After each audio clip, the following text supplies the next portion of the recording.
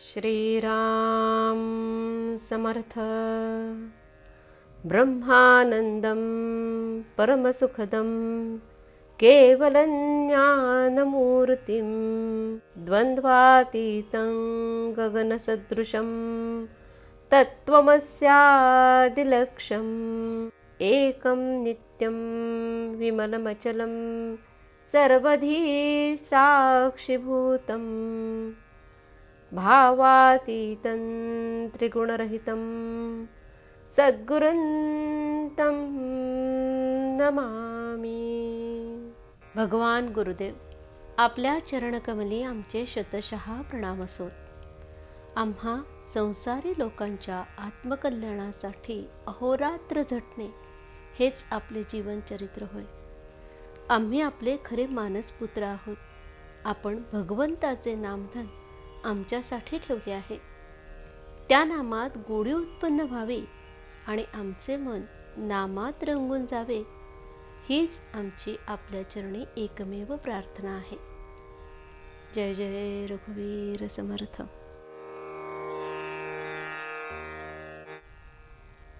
मध्यम स्थितीतली माणसे संगतीला चांगली।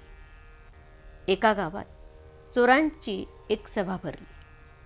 तीत काही चोर म्हणाले की लूट करायची ती हानी करून करावी, तर काहींचे असे म्हणणे पडले की कुणाला उगीच मारायला नको, नुसतीच लूट करावी।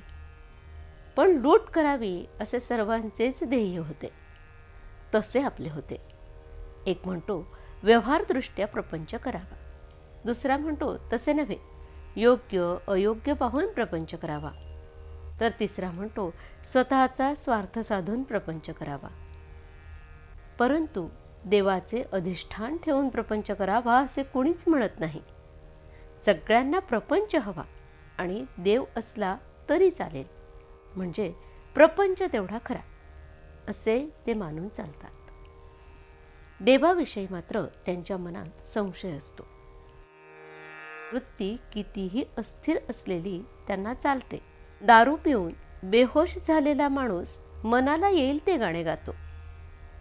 असा एक दारुडा गाणे गात असताना दुसरा दारुडा त्याला म्हणू लागला की अरे, हे असले गाणे काय गातोस, तुला काही कळत नाही। नंतर काही वेळाने तोच प्रश्न पहिला दारुड्याने दुसऱ्या दारुड्याला विचारला। त्याप्रमाणे प्रपंचामध्ये ज्यांची वृत्ती स्थिर नाही अशा लोकांनी वाटेल ती मते प्रतिपादन करावी असे घडते, आणि मग ते एकमेकांना नावे ठेवतात। आपला प्रपंचातला व्यवहार हा असा असतो।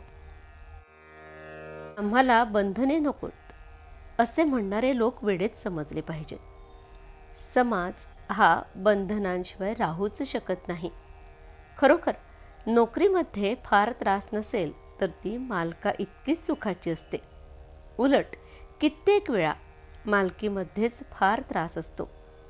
व्यवहारामध्ये आपण दुसऱ्याची लबाडी ओळखून वागावे, एवढीच लबाडी आपल्यामध्ये असावी, पण स्वतः लबाडी करू नये। म्हणजेच आपले डावपेच किंवा लबाडी लोकांना फसविण्यासाठी नसावी। लोकांकडून न फसल्या जाण्या इतकेच आपण व्यवहारी असावे। व्यवहाराच्या दृष्टीने बघितले तर मला मध्यम स्थितीतली माणसे जास्त भेटली। ती व्यवहाराला आणि संगतीला फार चांगली असतात, कारण ती सर्व बाजूंनी मध्यम असतात। त्यांचे पाप मध्यम, पुण्य मध्यम आणि परमार्थ देखील मध्यमच असतो।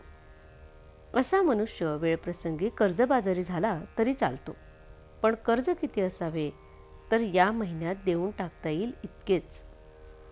आजचे बोधवचन: नीतिधर्माचे आचरण ठेवता यावे, मुलाबाळांचे रक्षण करता यावे, अब्रूने जगता यावे। इतका पैसा जवळ असला की तो मनुष्य श्रीमंत समजावा।